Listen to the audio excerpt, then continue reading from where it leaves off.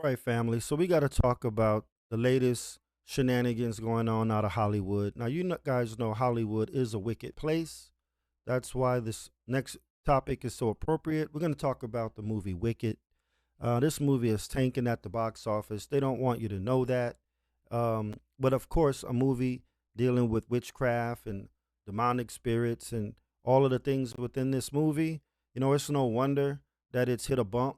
So let's talk about what's going on now, how the politics have just totally taken over Hollywood, and how, the only thing that's going to make these people realize that this is wrong is to watch them crash and burn. Now, as it says here, Glinda and Fiero's kiss was cut so that audiences would have a more positive opinion of their characters. Now, this is from the screenwriter who says that she omitted a passionate love scene between Fiero, who becomes the Scarecrow, and Ariana Grande's character, Glinda. There was supposed to be a passionate love scene in this movie, and apparently it was taken out because the writer didn't want us to confuse things when Fiero ultimately chose Alphaba. I got daughters, so we watch this stuff. And I got to really talk with them when we watch it because don't get it twisted. These witchcraft movies and things like that, they're just trying to replace God. So when you watch this stuff with your kids, you got to talk to them about what's going on. But sometimes Hollywood just really makes it easy to slap them down. And they did so with this article. So I want to point you guys out to it. Why Ariana Grande and Jonathan Bailey's kiss was cut from Wicked for good. So we're going to go ahead and look at this article. Again, there's going to be spoilers, a few. So if you guys are not into that thing, you don't want to get it spoiled, totally understandable. So we got this article. It says the Wicked creators removing a scene from the Wicked sequel was for good. Wicked for Good screenwriter Dana Fox revealed that a passionate kiss scene between Ariana Grande's Glinda and Jonathan Bailey's Fiero was cut so the audience would have a more positive opinion of their characters. Now, this is where I got to call BS. So, you mean to tell me that a heterosexual relationship is going to have a negative impact, but you're totally fine with having these two people, these two women, grope each other in interviews and on the red carpet and make all these weird comments and gestures? That's totally fine for the kids to see. That's totally fine for audiences. But hey, we don't want to show too much PDA between man and woman.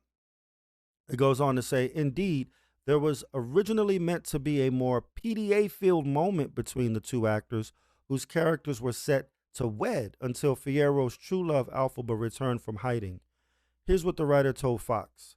She says it was romantic and beautiful, but a little too passionate.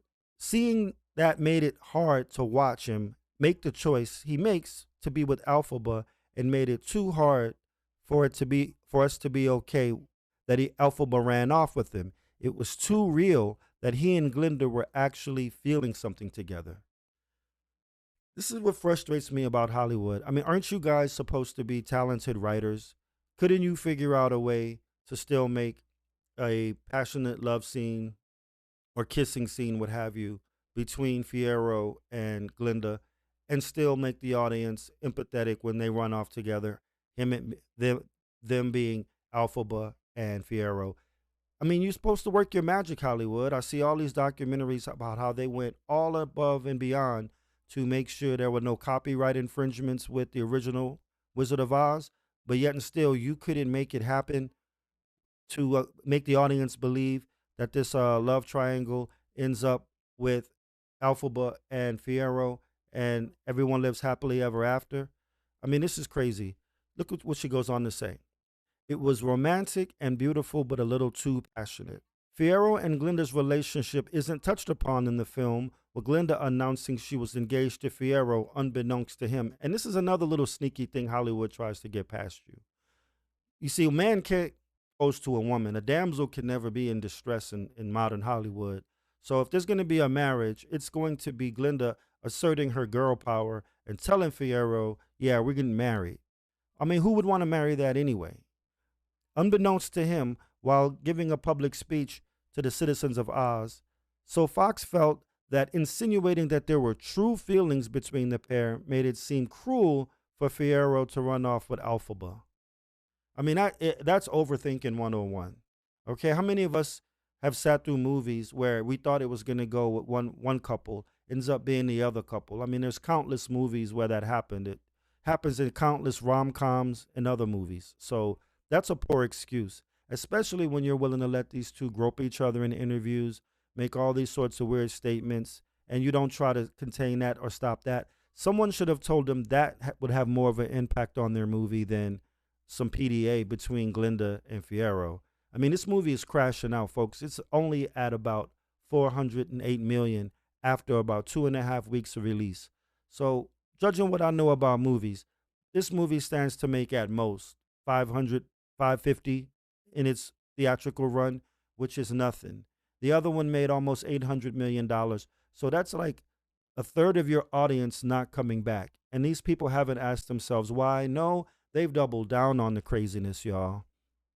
Let's go on and continue. It says, it was like feeling that he really did love her, which he did care about Glinda a lot, don't get me wrong, but he likes her in a different way. This is crazy, y'all. Then why did we even deal with the love triangle angle to begin with? You'd make Glinda look thirsty. That's all you did. So whoever wrote this mess really needs to think about getting politics out of these movies, and think about the bigger picture. People want to see a romance, even if it's just temporary, and even if he ends up making another choice. They want realism in their romance.